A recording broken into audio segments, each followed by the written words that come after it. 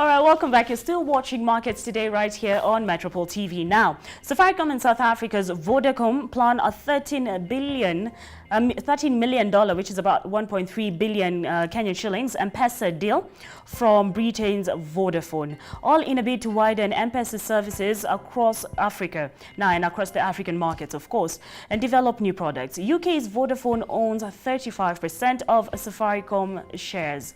Now, with me in studio is Abraham Kamau, who is the CEO of Miradi Capitals, just to help us understand, of course, what's going on in the markets. And well, Abraham, I'd like to start off with, first of all, good evening to you. Good evening and happy birthday to you. Oh, wow. Thank you, Abraham. Yeah, so now I'd like us to start off with, why now? Where is the idea of Vodacom partnering with Safaricom coming from? You see, right now, M-Pesa is one of the leading lights for Safaricom. Mm-hmm. But if you look carefully, they were not in control of it. Actually, they were paying royalties for it. It was like a franchise. So they were paying Vodafone, actually, every year, they were paying 2% of their top line. Help me understand. M-Pesa is a Kenyan idea, generated by a Kenyan. But they were paying royalties. Maybe you can expand on that for the purpose of our viewers' understanding. There are many ideas as to how M-Pesa came. Yes. And as to how it ended up being owned by Vodafone. There are many versions to that. But as it stands, Vodafone owns owns M-Pesa. All right. Now, Safaricom pay royalties to use M-Pesa. To Vodafone. Yeah, to Vodafone. To be precise, 2% of their turnover.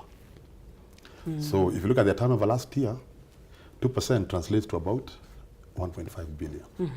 That's what they paid. So now they want to buy it, for lack of a better word, for about 1.2, 1.3 billion. Now that's where Vodacom is coming in. Yeah, so, right. But you see, as much as Vodafone is selling it to Safaricom, don't forget they still own 35% of Safaricom. So they're still in, but it's a better arrangement. At least now the asset, or the asset of M-Pesa now, it will be owned by, because don't forget, they're buying it for only 1.5 million, I mean, 1.3, and per year they have been paying 1.5 and slightly lower. So it's not a bad buy, if you ask me. All right. So why now anyway? I think it has to do with expansion. You see, it was controlled from Vodafone in the UK. And they are the ones who are deciding where it goes. That strategy may not necessarily be in sync with what Safaricom wants to do. So Safaricom now having in control, now the board of Safaricom is the one who's going to decide, we're going to, like now they want to go to Ethiopia. You see? So somebody in London may not have seen the urgency of going to Ethiopia because of where they sit. They sit in Europe. Europe has its own dynamics. So it's better somebody who sits in Nairobi who knows what's happening in the region. So from where you sit, this is a good move? No, it's a very good move. It's a good buy. I don't see anything wrong with it. Okay. So what benefits do you see both Safaricom and Vodacom achieving? For Vodacom, they will achieve... Vodacom is being a shareholder. We will get the benefits of now Safaricom optimizing geographical coverage of M-Pesa. Because you see, now Safaricom, with the knowledge they have for this market, they can easily optimize that product by spreading it and starting it in regions probably London would have taken much longer to do. Yeah, so that is the biggest. And then even from a saving perspective, if you're spending, like last year, they paid 1.5 B for it, for royalty, as opposed to owning it for only 1.3, I think that is a no-brainer. Yeah. All right, now, so where does this leave Vodafone? Vodafone is still in the game. They still own 35% of Safaricom. So all they've done is basically, I think even for them it's a smart move. Yeah. Because it's about optimization. Yes, Safaricom, because if you look at M-Pesa, as much as we tout it a lot, it accounts 31% of their revenue. Voice accounts for 40. So it's still that it's not the top one. So and I think M-Pesa has the capacity to even overtake the voice revenue. Yeah, because between the two of them, at about 71, 72%. Yeah. So Vodafone is just fine. No, I think for them, this is one of those transactions where everybody wins. Everybody wins. Yeah. Okay, including now, the Kenyans. All right. Well said. So still on matters Safaricom, Bob Collymore is set to hold his position for another 9 months. And then there's an argument that the next boss, when it comes to that fraternity, should be a Kenyan. What are your sentiments on that? First of all, extending his tenure by 1 year, I think, was a very smart move. Because there was already starting to have commotion around who's going to be the next. The succession politics, I think, were reaching fever pitch, and they probably would have started affecting the operations of Safaricom. So that has been put to bed until August next year. But that said, the idea of that we should have a Kenyan, I think we should be saying, what has made Safaricom so successful, and do you want a Kenyan for the sake of a Kenyan? Or do you want a Kenyan because a Kenyan is better than the people who are there? That should be what the conversation about. Not a Kenyan for Kenyan's sake. Because if you do Kenyan for Kenyan's sake, then we might lose the ball in terms of, you see, this guy is on a serious upward trajectory. To sustain that is not easy. So yes, there are Kenyans who can do it. I'm not saying they can't, but it should be that we did an open interview, and voila, a Kenyan won. Yeah. So just fair and square, it doesn't really matter. Yeah. Okay, now our main discussion, our main topic today is of course about Brexit. And if the director could kindly play I'd like you to listen in on what Theresa May had to say about her resignation that is set for the 7th of June this year. Mr. Director, kindly. Ever since I first stepped through the door behind me as Prime Minister, I have striven to make the United Kingdom a country that works not just for a privileged few, but for everyone, and to honour the result of the EU referendum. Back in 2016, we gave the British people a choice. Against all predictions, the British people voted to leave the European Union. I feel as certain today as I did 3 years ago that in a democracy, if you give people a choice, you have a duty to implement what they decide. I have done my best to do that. I negotiated the terms of our exit and a new relationship with our closest neighbours that protects jobs, our security and our union. I have done everything I can to convince MPs to back that deal. Sadly, I have not been able to do so. I tried 3 times. I believe it was right to persevere, even when the odds against success seemed high. But it is now clear to me that it is in the best interests of the country for a new Prime Minister to lead that effort. So I am today announcing that I will resign as leader of the Conservative and Unionist Party on Friday the 7th of June, so that a successor can be chosen. I've agreed with the party chairman and with the chairman of the 1922 committee that the process for electing a new leader should begin in the following week. I have kept Her Majesty the Queen fully informed of my intentions, and I will continue to serve as her Prime Minister until the process has concluded. It is, and will always remain, a matter of deep regret to me that I have not been able to deliver Brexit. It will be for my successor to seek a way forward that honours the result of the referendum. To succeed, he or she will have to find consensus in Parliament where I have not. Such a consensus can only be reached if those on all sides of the debate are willing to compromise. All right, quite an emotional bite right there from British Prime Minister Theresa May.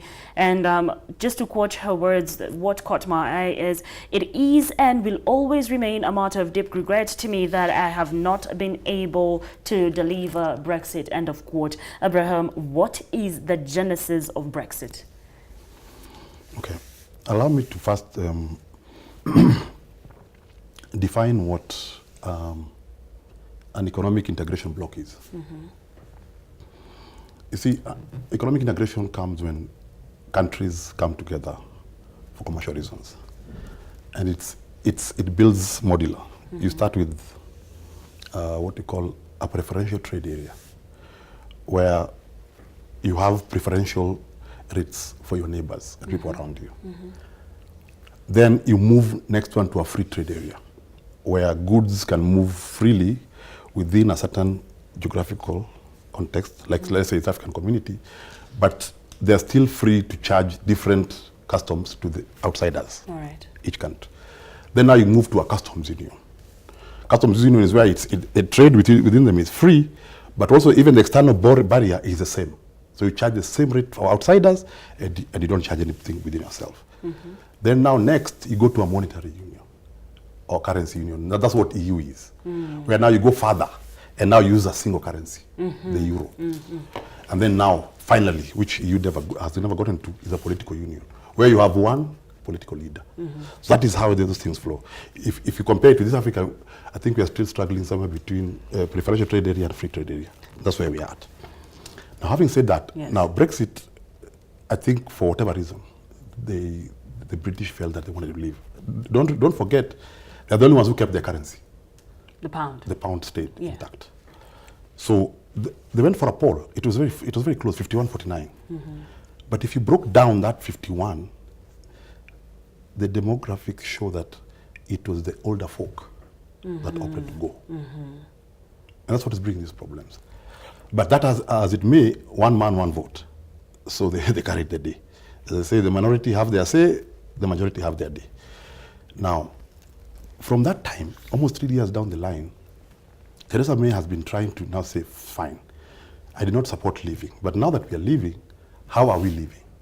That's why you hear the word deal or no deal Brexit. So she's been trying to broker the deal, which has a lot of details in it. How do we leave? If we leave today, how do we relate to the EU?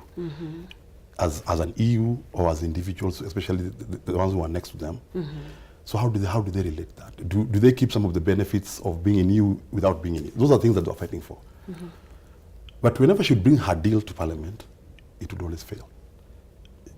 So what basically, when it fails, it means we'll be thrown out and we'll go out the way we'll be thrown out. We'll go out as we go. So she's tried 3 times, as you hear what she's saying, and she's failed. Yeah. So I think politically, when you reach that stage, I think you've basically reached your end. Yeah. Because EU now is that I don't think they'll stay with the EU beyond 31st of October. That is everybody has lost patience with them. Yeah. They've had all manner of extensions. They've used all their staying cards. They've run out. Abraham, I'd just like to take you back a bit. Why was it so key? Why was it so paramount for the UK to leave the EU? As I'm saying, if you go by those demographics, one thing, and this personal opinion, comes out. It's probably they felt they would be better off alone. You know, there's this sentimentality that I'm better alone than with others. Those are the kind of sentiment that kicked in. So you see, it was the older folk who have their own nostalgia about the Great Britain, but the younger folk voted to stay because the implications for real are dire. Okay. For the UK. All right. So now let's take a look at Theresa May's role when it comes to matters Brexit. What role did she have? You see, UK, there's the Queen, and who's the head of state. Yeah. And there's the Prime Minister, who's the head of government. Yeah. So she heads government. So as a Prime Minister or head of government, your work is to articulate the agenda of government and pull it through Parliament. Now, and part of it was to try and force and try and convince the public to vote to stay. Stage 1 failed. So now, when you're given lemons, you make lemonade. Yes. So now they were leaving. So it's a question of how can we make this living better? So that's what she's been trying to craft. Deals back and forth, extension after another. But her role basically was to just now ease the pain of leaving, now that the people decided, despite her advice, to stay. What type of deals was she trying to strike? If maybe we can look into them, and how exactly were they going to affect the UK economy? You see, like now, if you're in the EU, for example, the whole EU is borderless. You can take a train in London, go to Paris. It's completely borderless. Anybody in the EU, you can crisscross Europe the way you like. Now it will be different. Because they've exited. Because now it is you're not part of the EU, so you're entering. Now you're on the outside. So the immigration implications. There are a number of businesses that have already relocated out of London into other EU because of the free movement of labor, because they foresee certain things kicking in. Because as I told you, those barriers that had been broken, some of them will have to be erected back, especially the tax ones, immigration, and the moment people cannot move freely, labor is a factor of production. So the moment you cannot feel, then now you start having distortions in the labor market. So some jobs in the UK are being shipped out already. Yes. So those implications are coming. That's why these are some of the pain that Theresa May, I'm not fully aware of her full deal, but some of these are obvious pain she was trying to save the UK from. All right. And maybe we can take a look at what obstacles, why has it been so hard for them to leave, considering this is a deal that this is a decision they made since 2016, and they were very sure that they're going to leave on the 29th of March. So is this May's fault? No, it's not. You see, May was trying to prolong. You remember they even tried to push for a second referendum. There's nothing she's not tried. And that also did not work. Don't forget also, this is the first country ever to leave the EU. So even EU for them is also a learning curve. Yeah. So everybody is in uncharted waters, trying to make the best out of this situation. Because nobody seems to fully know what's going to happen. They all know that it's not going to be nice, at least not for the UK. So the thing is, as now that she's left, the guy who's coming in has a very tall order to try, because now, if he can master parliament, many things can happen. He may just pull off a second referendum if he gets the numbers. He may craft a deal that an exit deal that people may agree to. EU extending beyond 31st, I think, is a tall order, but it's still possible. As I said, this is the first time they are doing this. So it's so they are playing it by ear. It's a new thing for the whole world. Yeah. So now what next on Brexit? Now that Theresa May might resign on the 7th of June, and she's willing to step out, she's willing to walk out as the leader of the UK, what next for Brexit? No, I think she's put country first. She's realized everything I've tried to do is not working. So maybe it's me. Let me go. And that's a mark of a true leader. And said, for country, maybe by leaving, some of the things I'm trying to do may actually work. Yeah, so maybe it's me. From where you and they could see how emotional she was. Yeah, it was quite an emotional message. She has tried everything possible. So, and from where you sit, what do you see happening? What decisions do you see being taken when it comes to matters Brexit? So, as I'm saying, first of all, now they have to go into transition. She's resigning. She's done. So they have to bring in a prime minister. The party has to nominate, and they go through the process of a new prime minister. Once he's in office, this is number one. How are we leaving the EU, or are we leaving the EU? But you see, October is not far. So if today they went to the EU and told the EU, okay, look, our people want to do a second. Maybe they may listen, maybe they may not. You see, so that's one option. Number two, they may say, okay, we're still leaving, but how are we leaving? Let's look at what Theresa May was trying to put. Let's change a few things. Are you guys okay with this? Yes, let's pass it. So they pass it, they go to the EU Parliament adopts it. So it says you guys have left, but benefit 1, 2, 3 stays, or this concession is there. And those are the things they're trying to look for. All right. Now, if you take a look at the trade relationship that the UK has with Kenya, do you, is this whole situation when it comes to May's resignation or even Brexit, does it affect our trade relationship? And if so, how? You see, Kenya and the UK have bilateral trade agreements. Those have nothing to do with the EU. All right. But what might affect us is to the extent those bilateral agreements had EU components. Now, okay, that's so the effect may not be as much. All right. But you cannot say that there'll be none. But if the British High Commissioner to Kenya at I think 2 or 3 months ago, made it very clear that they are trying to mitigate everything that can happen. And the PS Trade Kenya here also confirmed that position. Because it's not hard to foresee what can happen, and what can disadvantage Kenya, and they take the necessary measures now. Yeah.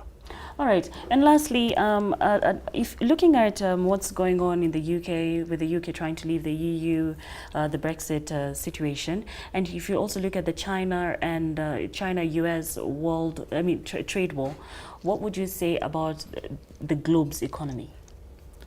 You see, the global economy is complicated. Like now, China and America are having their own trade wars. You see, and it all revolves around tariffs. How much tariff do I charge your product when it's coming to my country? Of course. And vice versa. And it's all about protecting your jobs, protecting your capital from flying from your country to somebody else's country. I think that war, by and large, is between those two countries. The Europeans also, they are dealing with their own issues.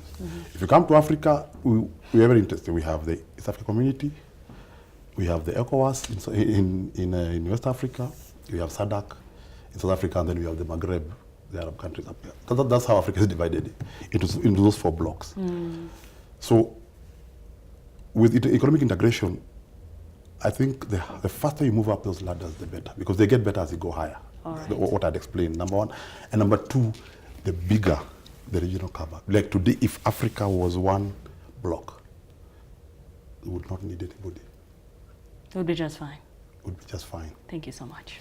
All right, that was Abraham Kamau from Miradi Capital. He's the CEO of Miradi Capital, just helping us take a look at things, or rather expounding on matters, Safaricom and, of course, Brexit, as Theresa May prepares to resign from her position as Prime Minister. That's it for Markets Today this Friday. My name is Nina Shaban. Don't go anywhere. I'll be back at 7 p.m. with our 7 p.m. bulletins. So I'll leave you taking a look at our agro commodities data that has been prepared just for you.